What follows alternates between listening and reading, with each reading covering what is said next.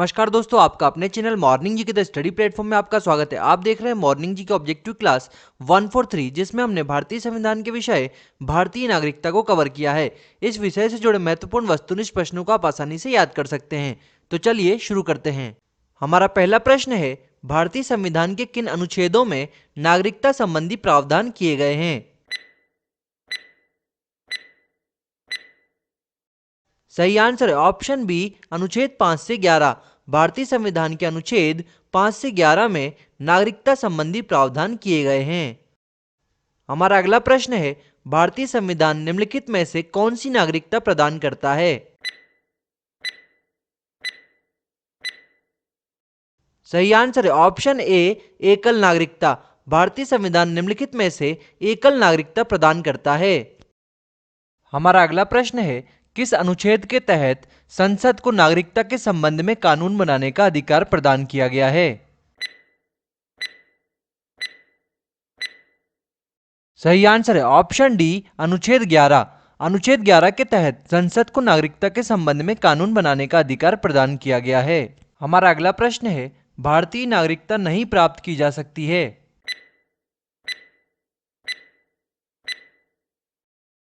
सही आंसर है option D, भारतीय बैंक में धन जमा करके। भारतीय नागरिकता भारतीय बैंक में धन जमा करके नहीं प्राप्त की जा सकती है।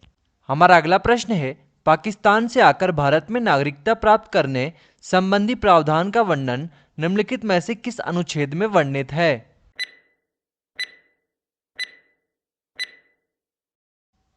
सही आंसर है ऑप्शन ए, अनुच्छेद 6। अनुच्छेद 6 में पाकिस्तान से आकर भारत में नागरिकता प्राप्त करने संबंधी प्रावधान दिए गए हैं। हमारा अगला प्रश्न है, नागरिकता का लोप होने का एक नियम है।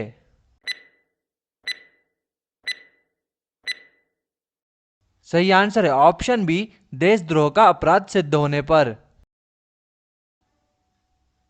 हमारा अगला प्रश्न है, निम्नलिखित में से कौन सी शर्त भारत की नागरिकता प्राप्त करने के लिए नहीं है?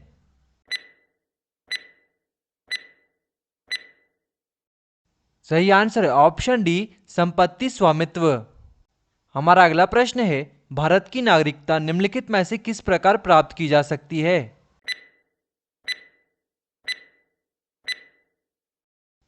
सही आंसर है ऑप्शन डी, उपयुक्त सभी से। भारत की नागरिकता जन्म से, वंशानुक्रम से एवं देशीकरण से प्राप्त की जा सकती है। हमारा अगला प्रश्न है, नागरिकता प्राप्त करने व खोने के विषय में विस्तार से चर्चा कहाँ की गई है?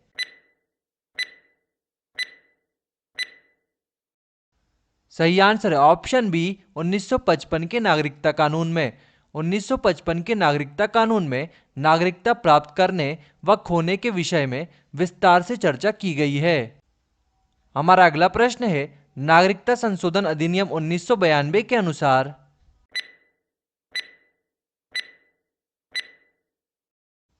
सही आंसर है ऑप्शन सी, भारत के बाहर पैदा होने वाले बच्चे को यदि उसकी मां भारतीय है तो उसे भारतीय नागरिकता प्राप्त होगी।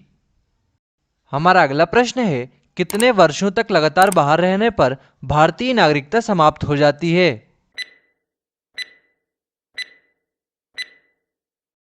सही आंसर है ऑप्शन सी, 7 वर्ष। 7 वर्षों तक लगातार बाहर रहने पर भारतीय नागरिकता समाप्त हो जाती है।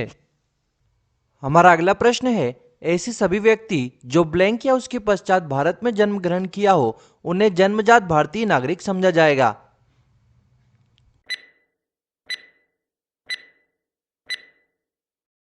सही आंसर है ऑप्शन सी, 26 जनवरी 1950। ऐसे सभी व्यक्ति जो 26 जनवरी 1950 या उसके पश्चात भारत में जन्म ग्रहण किया हो उन्हें जन्मजात भारतीय नागरिक समझा जाएगा।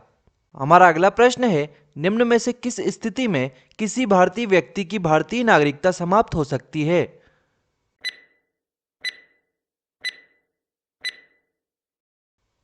सही आंसर है ऑप्शन डी, उपरोक्त सभी। त्यागने पर, पर्यावसन पर, वंचित किए जाने पर भारतीय नागरिकता समाप्त हो सकती है।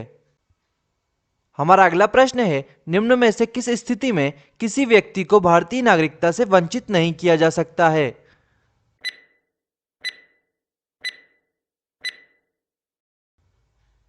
सही आंसर है ऑप्शन डी, उपयुक्त सभी। निर्वाचन के दौरान, आपातकाल के दौरान और युद्ध के दौरान भारतीय नागरिकता से वंचित नहीं किया जा सकता है। हमारा अगला प्रश्न है, संविधान द्वारा प्रदत्त नागरिकता के संबंध में संसद ने एक व्यापक नागरिकता अधिनियम कब बनाया?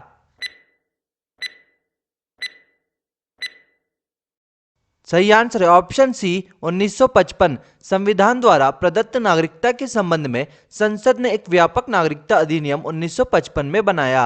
हमारा अगला प्रश्न है, भारत में एकल नागरिकता की अवधारणा अपनाई गई है।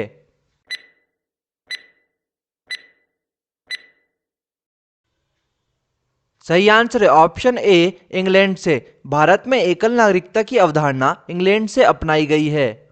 हमारा अगला प्रश्न है, भारत में रहने वाला ब्रिटिश नागरिक दावा नहीं कर सकता।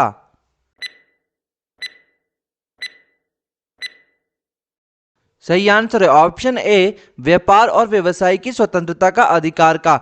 भारत में रहने वाला ब्रिटिश नागरिक व्यापार और व्यवसाय की स्वतंत्रता के अधिकार का दावा नहीं कर सकता। हमारा अगला प्रश्न है, भारत में नागरिकता निम्न में से किन विधियों द्वारा प्राप्त की जा सकती है?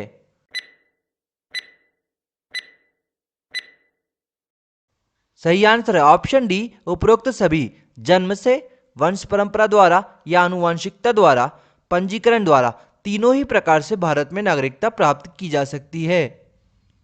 हमारा अगला प्रश्न है, भारत में नागरिकता प्राप्त करने के लिए शर्तें निर्धारित करने वाला सक्षम निकाय कौन सा है? सही आंसर है ऑप्शन सी, संसद। भारत में नागरिकता प्राप्त करने के लिए शर्तें निर्धारित करने वाला सक्षम निकाय संसद है। हमारा अगला प्रश्न है, एक व्यक्ति नागरिकता के अधिकार कैसे खो सकता है? इसका एक कारण हो सकता है। सही आंसर है ऑप्शन बी, एक व्यक्ति किसी दूसरे देश की नागरिकता ले लेता है। यदि कोई व्यक्ति दूसरे देश की नागरिकता ले लेता है तो भारत की नागरिकता स्वतः ही समाप्त हो जाएगी, क्योंकि भारत में एकल नागरिकता का प्रावधान है।